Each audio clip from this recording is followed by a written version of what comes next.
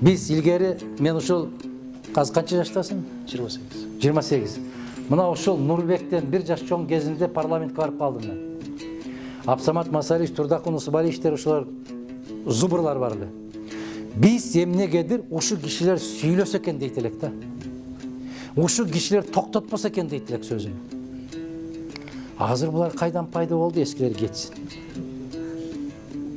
Айнанайын, Пифагордун таблицасын билбейсиң, неге кетишиң дейт. Биз ушулар болсо экен дейт элек да, ушулар кетпесе экен, арабызда көп жүрсө экен дейт элек. Мына баалуулуктун өзгөргөнүн карагыла да. Өткөндө бир интервью атканда айтпадым мен.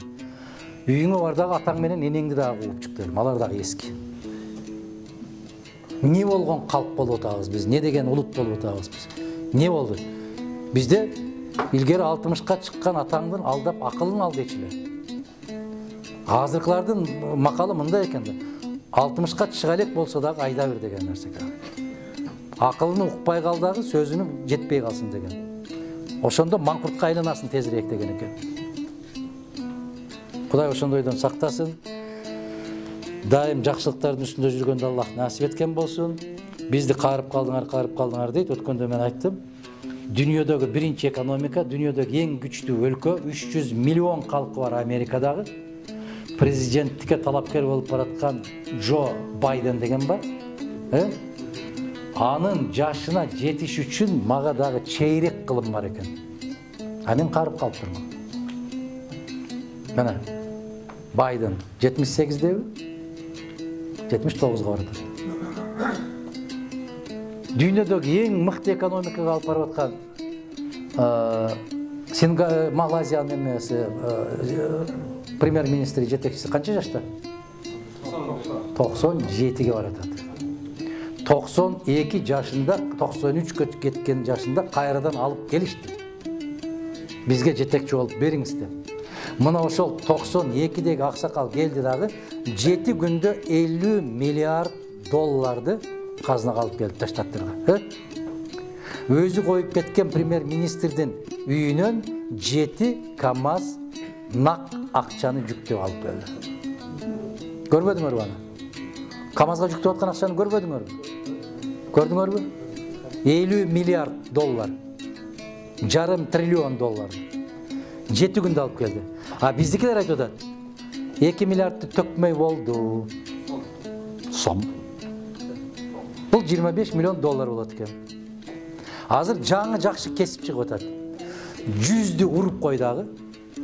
Колуңдан келип турганда 100 деген канча миллиард болот? 8 миллиард болот. 8 миллиард уруп кой колуңдан келип турганда. Кокустан кармалып калсаң, экисин таштап кой. Ана сага кыргыз бата берип, өмүрүң өссүн деп, айланайын, ыймандуу экенсиң, кайтарып бердиң деп, бата берип жатып калат. Инисин кайрайтын болот. Бүттү, сен сатып алдың да, бүттү, тамам. Мына өткөндө борончу бир жакшы нерсе тартты. Рахман аке менен сүйлөшүп аттык эле. Бир мугалим байкуш 3-4 ай айлык алган эмес да. Барып айлыгын алды. Алып, кубанып, жүгүрүп үйгө бир майда чүйдү алып барайын деп. Себеп ме кайнатат да үйгө барганда. Ошонун кутулар бекемин деп кубанып чөнтөгүнө салып алып, чуркап чыгып маршруткага түшүп атат да, таксиге. Маршруткага түшүп атканда чөнтөгүндөн жанакы шылуун баягы айлыгын алып коюп атпайбы? Алып коюп отурат, эч кымый эч нерсе билбегендей отурат. Анан жанагы жерге барганда, агай жанагы төлөш керек да жол акысын. Чөнтөгүн чукулайт, аягын чукулайт, биягын чукулайт, айдоочу айтып атат, сизди агай күтүп отура берип, арттагылар күтүп, айда деп атат тезирээк, төлөбөйсүз тезирээк деп. Десе айланайын, азыр эле чөнтөгүмдө бар эле жок элес. Агайсыз го, мугалимсиз, уялбайсызбы ушундай кылып айткандан деп, аябай жаман көрүп атат да. Урушуп атат элдин көзүнчө. Урушуп атса, жанакы аксакалдар билет ушул сөздүн маанисин, жаштар билет. Кисабыр деп коет эле. Чөнтөктөн тыйын урдагандарды кисабыр деп коет эле. Ошол бала келип туруп, агай, мына сиз үчүн мен төлөп коем деп 10 сом ыргытып койду да. Автобустун ичиндегилер бар ошо балага бата берип атат. Сендейлер көбөйсүн. Айланайын, ыймандуу экенсиң. кыргыздын жүзү ошол бүгүн. Кып-кызыл жүзү ошол. Алып туруп кыргытып коюш керек экен. Жатып калат экен бата берип. Аксакалы дагы, жаштары дагы. Ошондуктан Аллахтын эң бардык мүчөлөрдү жараткандагы эң акырындагы чакырып алганы эмнени чакырат?